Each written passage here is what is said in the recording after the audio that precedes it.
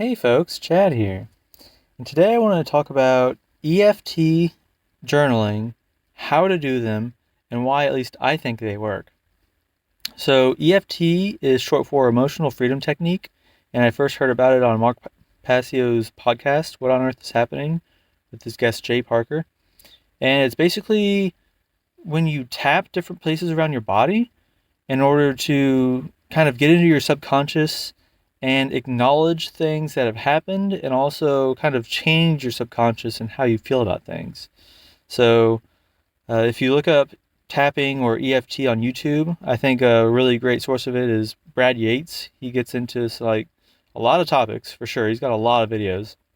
But you can also do it very, very simply. You can go to the tap points, like one's your wrist, and then it gets to, middle of the forehead, and the side, here, here, here, and then sternum, armpit, crown of the head, and then you kind of keep looping while talking about your issue out loud with yourself. You don't have to have anyone else around. It, doesn't have to be embarrassing or anything. And you can do it as simply as just saying, all this stress, all this stress, all this stress, all this stress. And it just helps you vocalize it and get it out rather than holding it inside and repressing it. So that's kind of what I feel, or why I feel that it works so well for me, is that I kind of grew up not letting those negative emotions out, not knowing how to express them, not maybe feeling safe to express them, or having someone that I felt comfortable with sharing those kinds of things with. I think it's another reason that like venting with some people works so well. The problem with venting is that it becomes toxic if you don't actually try to address the issue that's causing the upset. You know what I mean? And journaling is when you literally have a journal or a book or something where you just like write in. You get frustrated, you're ruminating on something, just write about it. Write about it as if you're talking to your own best friend, or like a best friend that maybe you don't have, that you can't trust with those kinds of issues. Just write it out. However you want to write it. If you want to cuss in it, if you want to, just